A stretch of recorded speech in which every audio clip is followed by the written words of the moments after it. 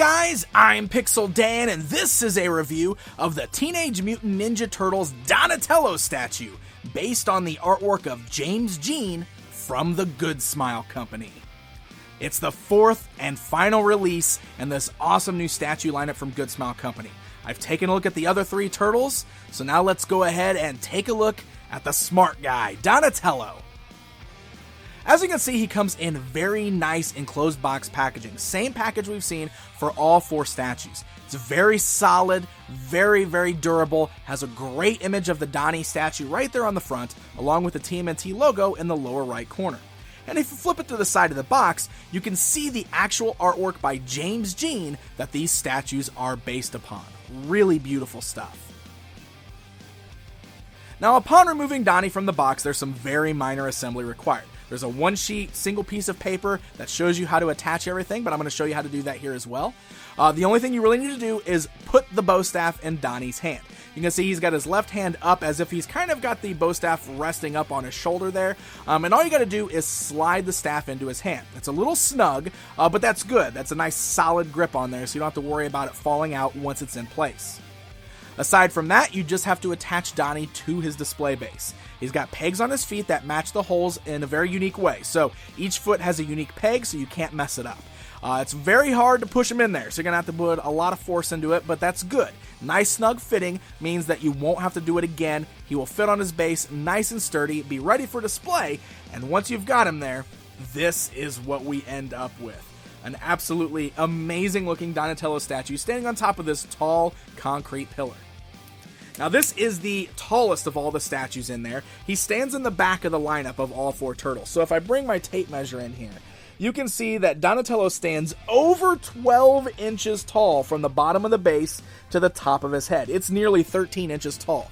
So it's a really big statue, but very cool, amazingly well detailed, and very solid. That's one thing I really like about all of these, especially the base there. It's a very solid base. It's got a lot of weight to it, so it feels nice and sturdy. You can see even though it's like real tall and kind of lean, like skinny, it stands just fine. There's no issues with balance whatsoever, and he looks incredible. So let's start taking a look at the details here.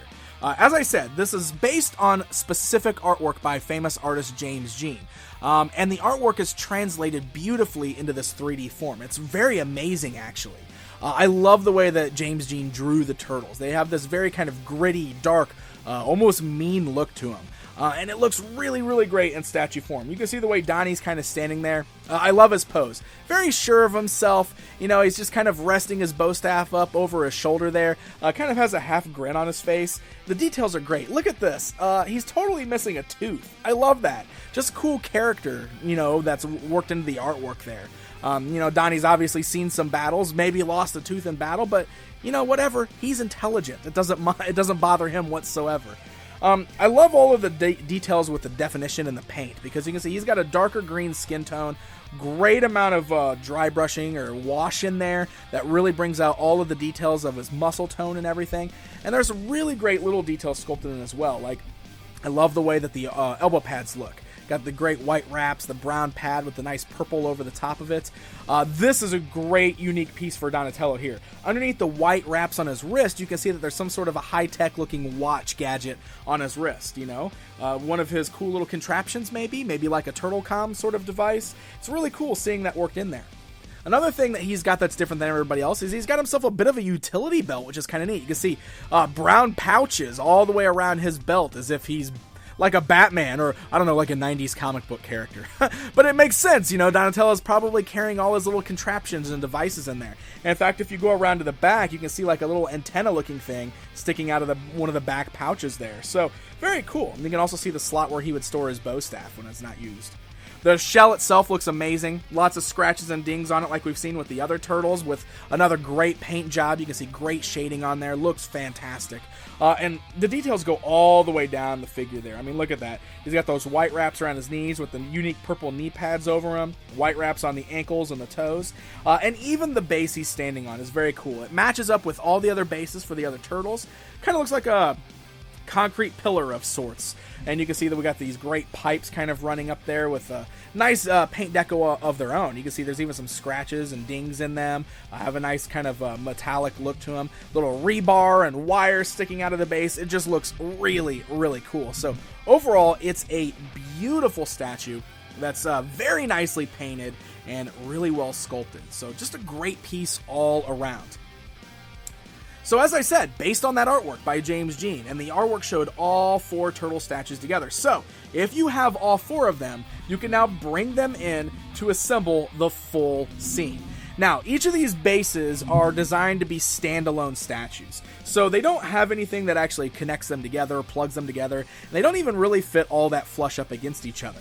But that's okay, because that means if you want to buy these as a standalone statue, like say if Donnie is your favorite and you just want him, he will display fine on his own.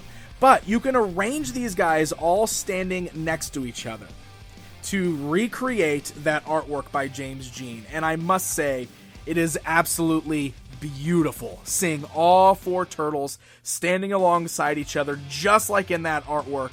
They look incredible. Very unique display, interesting, unique design for the turtles, and they just look really, really cool. I mean, these are some serious high-end collectibles and great for any longtime fan of TMNT.